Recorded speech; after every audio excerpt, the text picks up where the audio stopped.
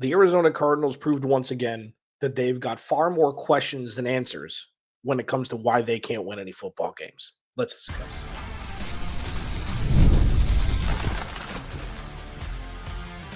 You are Locked On Cardinals, your daily Arizona Cardinals podcast. Part of the Locked On Podcast Network, your team every day. Cardinals, Alex Clancy here. Thanks for making Locked On Cardinals your first listen, part of the Locked On Podcast Network, now the #1 sports podcast platform. Lot to unpack from yesterday, kind of, repeating itself, but there's more things to discuss, not only for this season, but for next season, and some not so great things that could affect next season that happened yesterday. Today's episode of Locked On Cardinals is brought to you by FanDuel. Here's the thing. If you want to be right in the middle of the action this season, visit FanDuel.com and place your NFL live bets all season long. Just do it. Why don't you? The positives, as I always do on this Monday show in the final segment, there weren't many. You put them in the back. There weren't many. You put them at the end. Marv or Drew Petzing? Which came first? That's flubbing their respective role as pertaining to directly affecting each other. We'll discuss that in the second segment. It deserves a full segment in the sense that the Cardinals offense looked broken yesterday, and the only thing that was different, pass catcher wise, was Marv was on the field. I know they ran the ball more. I'll talk about that as well. The Cardinals lose in more ways than one. Okay. So let's hit what's on the field first. Not many penalty yards. One turnover, by and large, didn't really beat themselves. Over 50% on third down. Like, things that the Cardinals have done to lose games, they didn't really do to inflict wounds on themselves yesterday. Yikes. So that's not the reason why they lost. Bijan Robinson, 160 plus all-purpose yards, called that part of the reason why the Cardinals lost. But I have the sneaking suspicion that all of us, you and me collectively, watching these games are like, I mean, they're playing hard. They're playing for their check. They're playing for each other. But what? It's one of those things, and I've said this, and we're getting towards this time of year, so I use this more than not. It's like the time between Christmas and New Year's. It's like nobody knows what day it is. Nobody knows if they need to be working. Nobody knows, what their name is, which way is up. That's kind of how I feel when I'm watching the Cardinals. It's like, huh? Well, that doesn't. Well, Michael, if they're running the ball, then they should be better. But they were only on the field for 24 minutes yesterday. It's like, what? They're not playing uninspired football, and they're still not even close to getting it done. Like, the final score doesn't really indicate how much control the Falcons had for the entire second half. The Cardinals couldn't move the ball. There were a couple missed field goals. But, if you're looking at just the box score, which I really don't like to do outside of just, the first couple minutes of this segment, it's like everything was okay. They ran the ball for 100, they ran the ball for significantly more yards than they had in recent weeks. Over 130 yards rushing. Jacoby Brissett had his least efficient game, only completing just over 50% of his passes, which is weird. So before getting to the injuries, which is part of the plot now, so please don't look at it as an excuse. You cannot deny it at this point.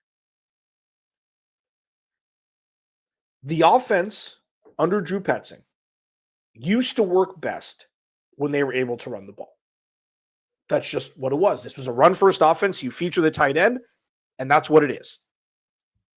Now, when you're able to run the ball, the pass game goes absolutely mute. Like, they had a couple chunk plays. The Michael Wilson catch was otherworldly, okay? But by and large, it didn't look great. And, it was Elijah Higgins' day, and Trey McBride was obviously bracketed. That was the game plan. Stop Trey McBride. So the adjustment in the pass game wasn't there.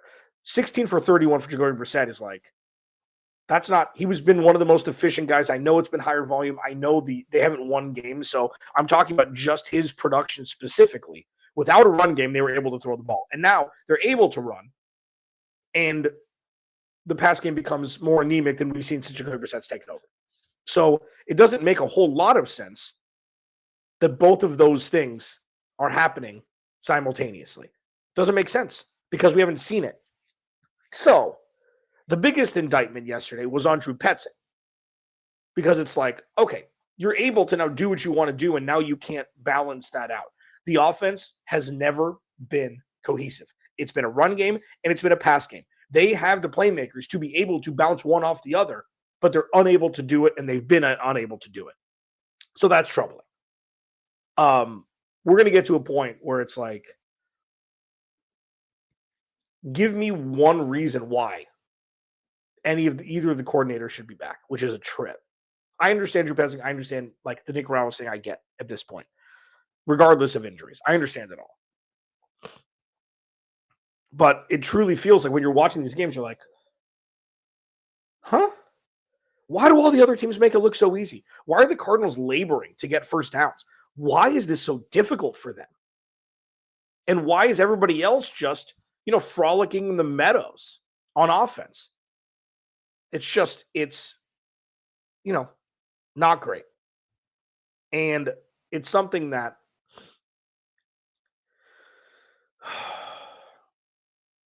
it's demoralizing in so many different ways. The buildup was real. The ramp up looked good. From last year, where Kyler Murray was healthy the entire year for the first time under this regime, to the offseason moves, every box was checked. Every box was checked. And then, how was that for hashtag analysis? Now let's pivot to the injuries here. Walter Nolan, non-contact, looked to be an Achilles. The word isn't out yet as I'm recording this, so I'm not a doctor. Looked to be an Achilles. If that's the case, he may be out till next December. Garrett Williams, same kind of thing. Will be out until probably this time next year, if not a month sooner or so, if everything is as severe as it looked on the field. Now, with Garrett Williams, the first time looked like he was done for the year in week 2 against Carolina, and then, he came back and he's played pretty well. But there was so Josh Sweat went out, he came back. Yalta Froholt went out, then Garrett, then Walter, then Budda Baker went out. Budda ran off the field, so there was one report it was concussion protocol. The next report was that it was his arm, but he cleared concussion protocol. So I don't know if they just put him on ice for the rest of the game. He goes, all right, we're not going to do that. It's hard to discuss injuries because all teams have them. I know. Oh, the San Francisco 49ers. Let's do better. Yes, the San Francisco 49ers lost Fred Warner and Nick Bosa. Absolutely. They also have probably the best offensive position player in football in Christian McCaffrey, and one of the best offensive minds. Him and Bijan, I think, are 1 and 2. Jahmyr Gibbs, but I think him and Bijan are 1 and 2. And yeah, they have a better coaching staff, for sure. The injuries are undeniable, and that's the only way you could get me to start talking about them over the last couple of weeks. Losing Walter Nolan, losing Garrett Williams it's catastrophic for next season. Luckily, they've got money to spend. They've got all their draft picks. Will it change what they're going to do in the draft? It has to at this point. Is it going to change if they extend Garrett Williams or not? You got to talk about it for sure. It's really tough. That's really tough to stomach because Walter Nolan has played well this year when he's played. And I did check, okay, because I was nervous about this. I did check. This, if it is an Achilles, is on the other leg than his calf that he injured during camp. Because if it was the same leg, calf injuries turn into Achilles tears quickly if rushed back from. Ask Tyrese Halliburton and Jason Tatum and Kevin Durant. If it was the same side, then you dive even deeper into what we're going to dive into later this week. Our facilities and strength and conditioning coaches to blame for all these injuries for the Cardinals. Locked On Cardinals, your team every day. Is it Marv? Is it Drew? Is it both? It's not neither. We'll discuss it next. This episode of Locked On Cardinals is brought to you by Car Gurus. Car shopping should feel exciting. Not confusing. And with Car Gurus, you get the confidence you deserve. They cut through all the noise so you can actually see the best details on the cars you want. Because when it comes to a big purchase, you deserve the best deal. And Car Gurus makes that whole process simple by giving the real information, real deal ratings, and more listings than anyone else, so you can shop the way you want.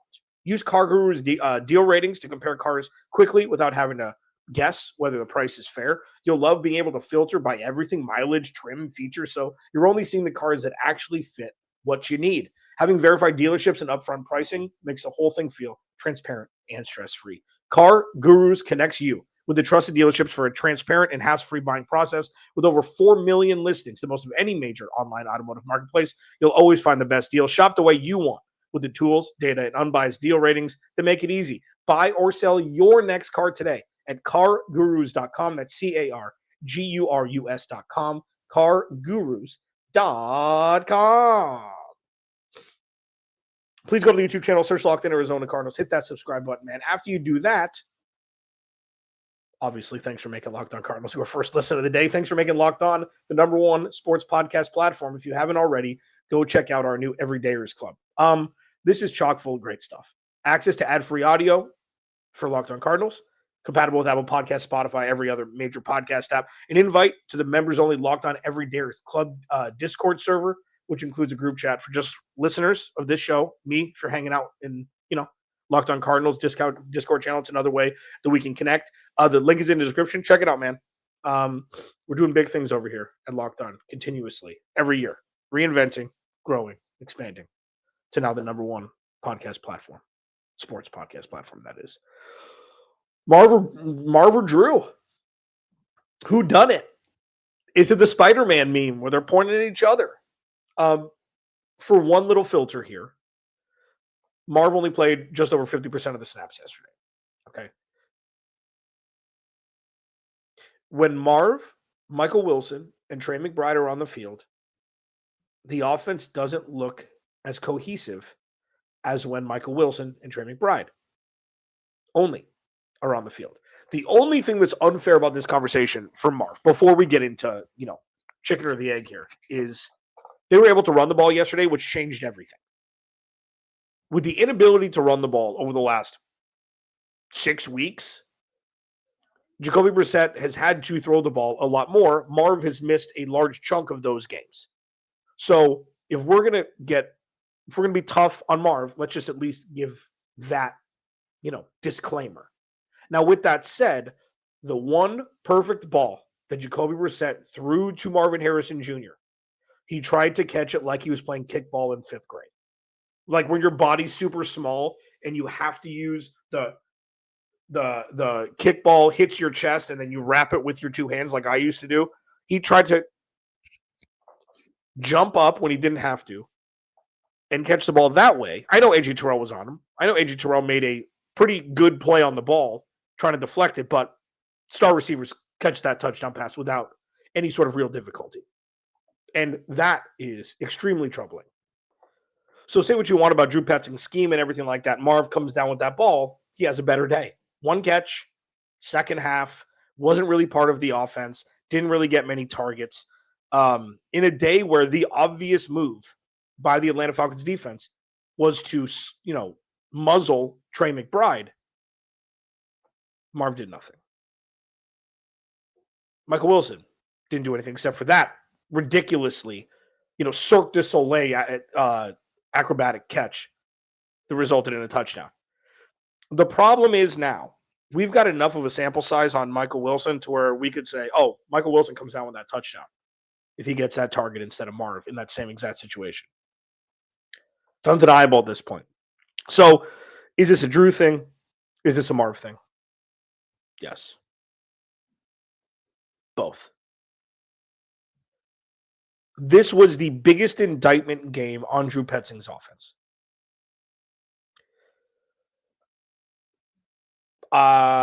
He can't come back next year.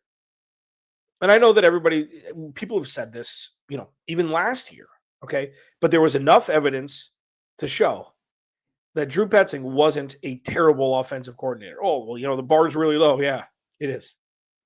Not being sarcastic. Bar's pretty low.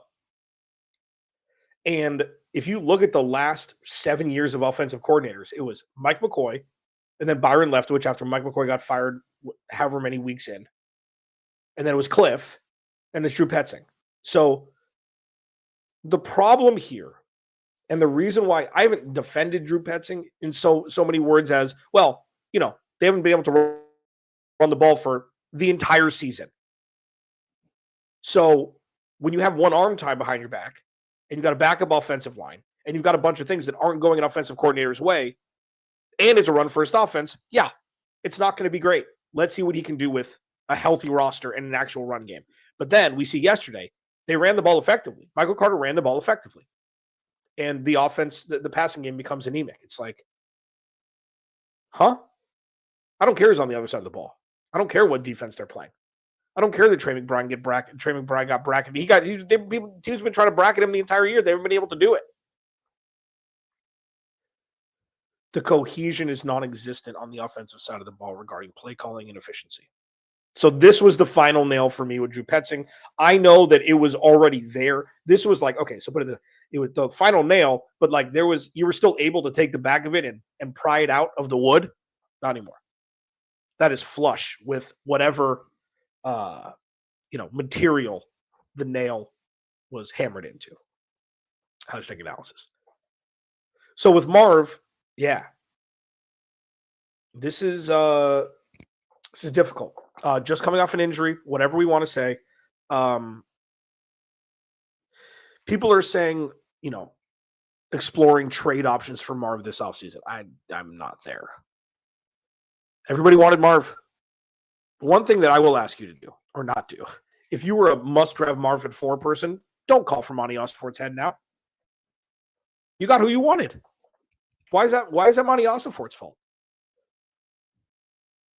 To be fair, statistically and metrics-wise, Marvin Harrison Jr. was the highest graded prospect that many of my close friends that I've built over my 15 years in the business have ever graded going into a draft in their time here. So I don't know, man. It's not great. He's had some stuff going against him, but when he's given the opportunity to produce, he's fell short more than he's excelled. And that's problematic in year 3. Locked On Cardinals, your team every day. What are the positives? Yes, there are some, man. I'll talk about them next.